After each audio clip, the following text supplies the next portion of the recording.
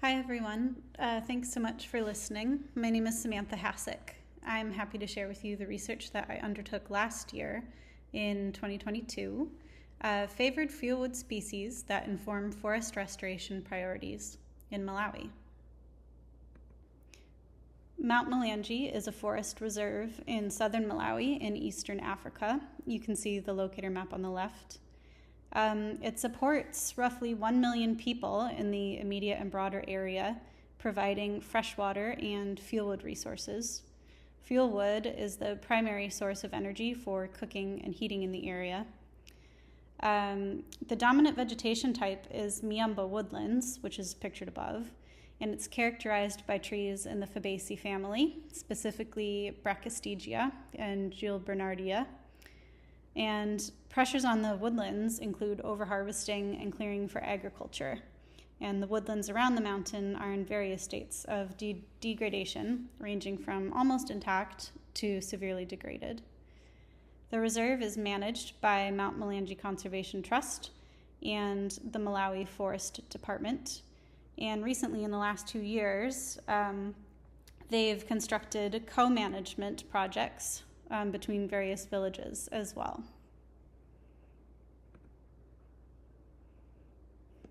So the study sites are indicated by stars on the map there. And research objectives include identifying preferred native firewood species and factors that affect those preferences. This was identified as a knowledge gap to me by Botanic Gardens Conservation International and was indicated to be useful in future conservation projects. So 6 villages were selected for their range of the surrounding woodlands integrity. And additional research objectives included identifying species of high value to the local communities that included but were not limited to firewood, to understand those local priorities and to avoid assuming that fuelwood use was the highest priority. And I also identified the locals' needs for conservation and their perceptions of conservation. And I did this in order to provide a more holistic reflection of the community values and voices back to the conservation organizations. And outputs that are currently in progress is a final report to those managing institutions, and then a condensed report that my translator and I are working on to give back to the participating village leadership. So methods, a combination of qualitative and quantitative methods were used. I got to go on a plant walk with a local expert to get to know the tree species there. I collected 56 free lists and 53 semi-structured interviews from those same participants. The free lists asking people to list all of the native trees they knew that could be used for firewood. And then the interviews expanded on their experiences and preferences. And then later I used that information to create a weighted ranking exercise to determine how much more certain species were valued than others for firewood. And here's a picture of that exercise. So folks were given samples of 10 to 15 trees and asked to arrange them in order of preference, and then also given 100 beans to represent percentages of how much they preferred one species over another. And then analysis was done with transcribing and coding all those interviews, and then analyzing for salience.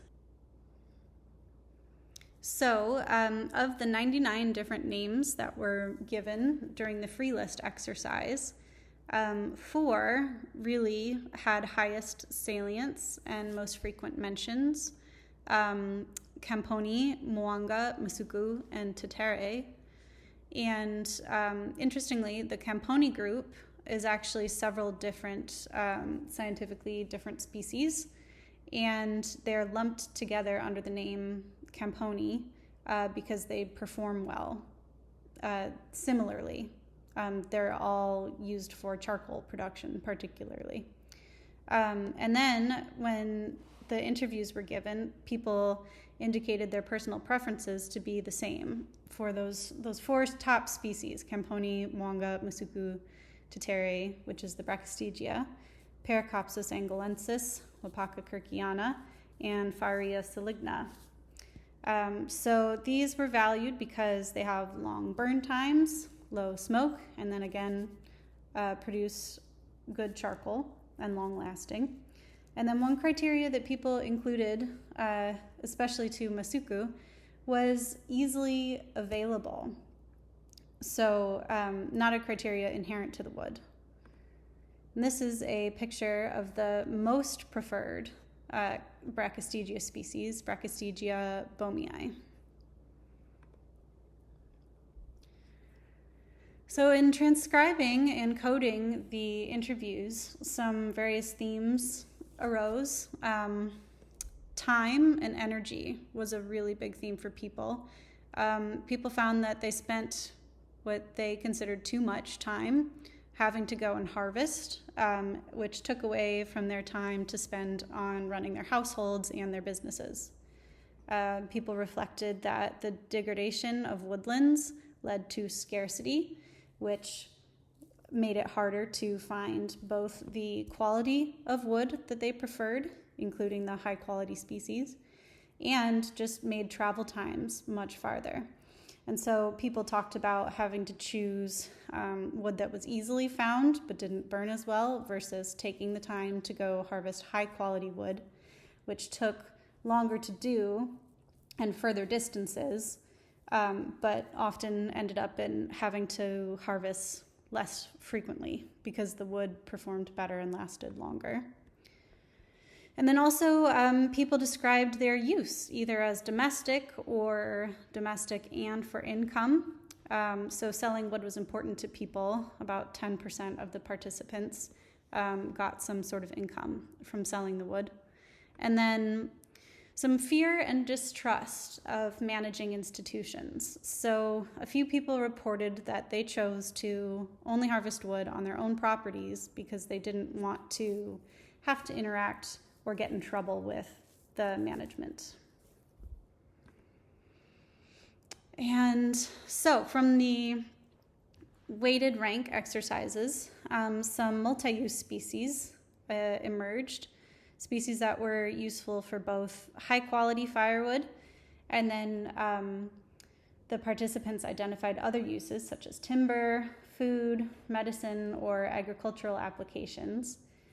So out of the 10 to 15 samples of trees that were used for firewood, folks also ranked them in order of their total applicable use for all those.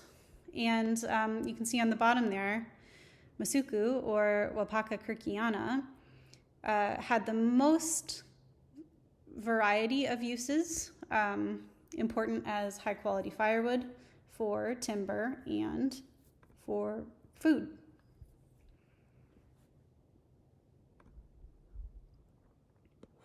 So some practical applications of this research include informing work done for restoration with riparian and forest zones, informing what species would be valuable to restore in order for communities to be able to utilize those trees, and then also what species would be useful for establishing buffer zones, creating woodlots further away from the mountain, drawing people to those instead of going to harvest on the mountain.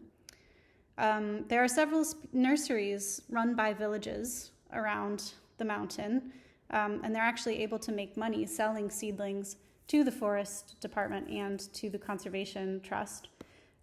So that also gives an idea for them of what species would be beneficial to grow. And to also distribute those to homesteads for individual use. And then overall, the goal is to increase fuel and income security. So by planting more trees that are more useful in a variety of ways to people, hopefully we can increase security. And that's it. Thank you, Zikomo. Thank you so much for your interest. I'm happy to connect if you have any questions. My email's there. either about the research or the experience of taking on the project. And yeah, thank you so much, and best wishes for your own research.